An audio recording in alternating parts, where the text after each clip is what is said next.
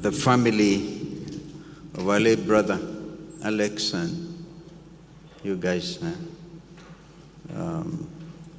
Pastor Pinto, and our elder brother Mutava there, and the community of Nairobi Baptist Church, my friends, party leaders, and fellow mourners. Well, I am here to announce a draw. The argument as to who corrupted the name Kalonzo and Konzollo is now settled. It's a draw. And but I've realized, Alex, you even made it worse in the program. I used always to believe Konzollo was Konzlo, but you put another L. Now you have reopened the discussion.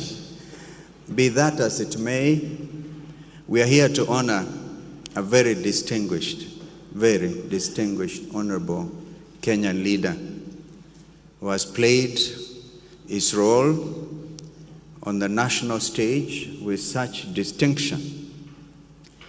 I must tell you the reason we picked up that argument between names was simply to manage stress. We were managing stress. And so we would just, how do we begin this conversation? Mzee Munyao was one of our finest, even as a community of Makueni and Ukambani. And now, as we lay him to rest, the party that he so proudly led and was part of has just gone through a by-election. I want to, in my own view, say DP did not lose in Bere North, so that Konzollo will rest in peace. It was something else. But that is because I take seriously the counsel by our pastors that we will try and remain apolitical, as is our tradition in this congregation. But I want to say, as we obviously escort Konzollo, a year ago we were there, and those things I'll say in Kalawa, I can't say here, because when we said Kwaheri to his laugh bad, they really were so close. And it is apparent to me that some of these relationships are so close that when one partner rests, then it becomes difficult. I can say I saw this with the case of our late friend John Lusa when he lost his wife Irene. And I suppose we have now to develop shock absorbers so that we, as Pastor Pinto has advised you, Alex, you have to wear your own shoes. Don't jump into Mzee's shoes, maybe very big. But as family friends, we are there to stand with you every step of the way, the best way we can, and so that we give Mzee Munyao the kind of send-off that we can. But of course, it's safe in the hands of God. I have written a statement on behalf of Wiper Patriotic Front.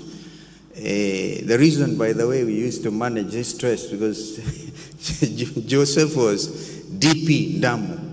And then those days, even when we are now trying to organize multi-party democracy, he was so committed to Mzee Kibaki. And him and Kibaki and in Ukambani, Kiale Mwendwa, those who are the maestros, those who are Kibaki's strong men. And I was there, I can see in Twiga nodding. That commitment, it was very difficult for me to be in the opposite side. So we would just meet and make those jokes and get along.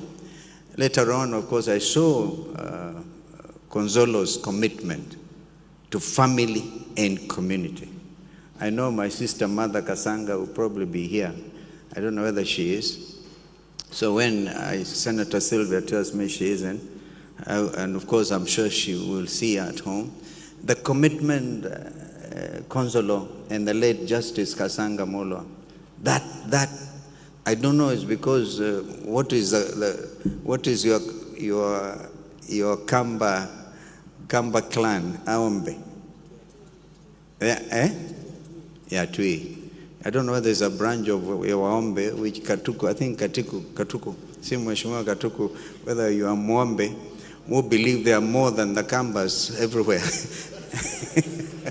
So I saw that, living family values, community values. So here, honestly, we will miss Mzee Konzollo. And as you have said, children, you're all grown-ups.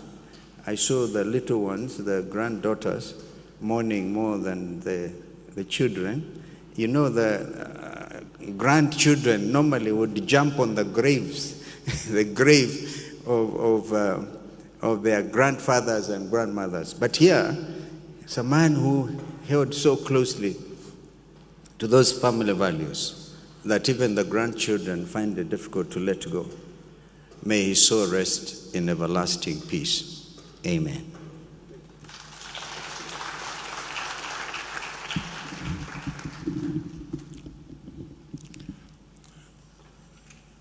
At their own request, allow me also to invite the Honorable Martha Karua, who is the leader of the People's Liberation Party, to come and make a statement and a message of condolence. I've been told that the Honorable John Mutua Katukoe belongs to the Atangwa clan. I'm not sure.